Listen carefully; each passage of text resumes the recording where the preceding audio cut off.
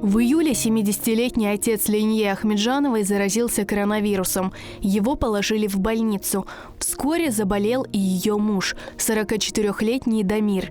Несколько дней мужчина чувствовал слабость. У него была повышенная температура.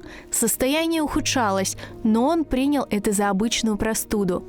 Поначалу мы не думали, что это ковид. Просто была какая-то такая слабость. Я первая почувствовала, я ему говорю, у меня такое ощущение, что я чем-то заразилась. Он говорит, я себя нормально чувствую. Конечно, стоило бы обратиться сразу за помощью. Думали, что по истечении нескольких дней он поправится. Он сам говорил, не надо, я не хочу никуда ехать.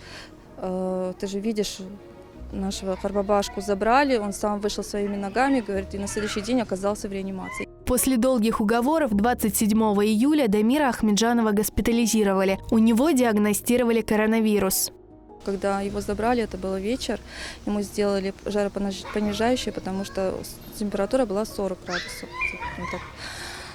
Сатурация падала, дали ему кислород. Он мне написал, что разместили в какую-то палату грязную, с тараканами, только дали кислород. На следующее утро выписали таблетки какие-то. Ближе к обеду сделали рентген, узнали, что 50% поражения легких. На следующий день я узнала, что он в реанимации. 5 августа Дамир Ахмеджанов скончался в больнице, а через несколько дней умер и отец Ленье Ханум. Он пролежал, получается, около 3 недель в реанимации. У него по КТ было 30% поражения. У него все время была так ровная динамика. Мы надеялись, что пойдет улучшение, но улучшения так и не было. Желательно, конечно, сразу обращаться за помощью.